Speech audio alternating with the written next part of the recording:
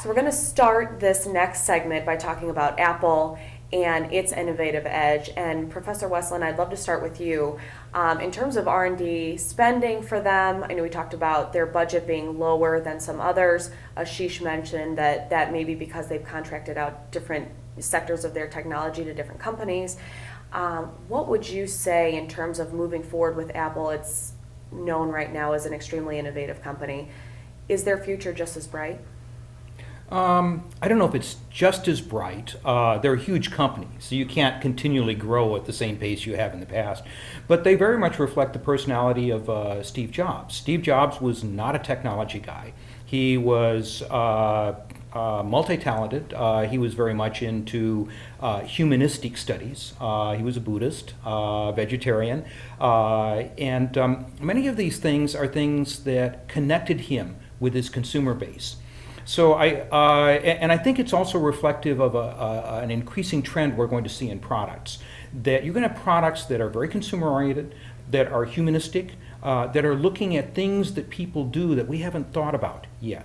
So where does the research and development go in Apple? I suspect a lot of it is in assessing the behavior of technology and how it affects individuals. They're looking for that direct connection with people's acceptance of the technology, the ease of use, the ease of learning of the technology, and just how excited people get about that particular technology. That kind of humanism is where most of the research goes at Apple, not into fundamental research. They leave that to Samsung, LG, and their other partners. Great. From a user standpoint, Ashish, would you agree in terms of Apple, or what's been your general takeaway about them heading into the future? Sure. So I think Apple does have a bright future, as long as they understand that innovation is the core of their business model, essentially. So what Steve Jobs did is he took form and function and turned it into something that he wanted a grandmother to be able to use. Yeah. That's something that nobody had ever thought about before, and that's what made it such a powerful product. If they keep that mindset and they keep looking on the horizon, and maybe they need to do a bit more, in terms of external, innovation or partnerships with people, but certainly I think that they do have a fantastic future in front of them. Okay, great. Would you agree, Daniel? From a user Yeah, standpoint? actually, I'm very curious to see what happens with Apple, as I think many people are, because with the recent passing of Steve Jobs, there's sort of an open question as to how they, whether that innovation and their creativity and that intuitive design they have, whether that was really just the product of one person, or if they can recreate that through collaboration, maybe within the company, maybe outside of the company.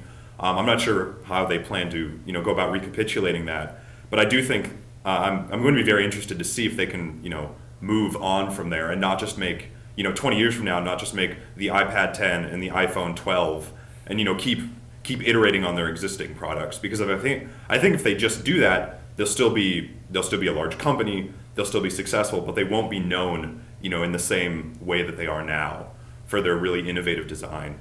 Okay, great. Let's head to another innovator powerhouse, Google.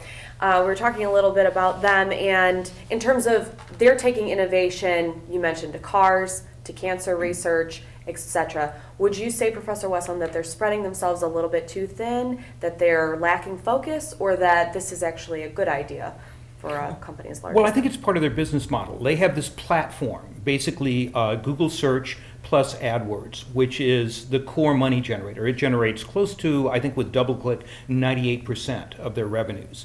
And they're looking for ways to expand the company. They're looking for information-intensive and processing-intensive ways to expand their company. They're also looking at things that allow people to continue to use their search functions, which is at the core. So a driverless car, well, what are people doing when they're driving a car? They're not searching.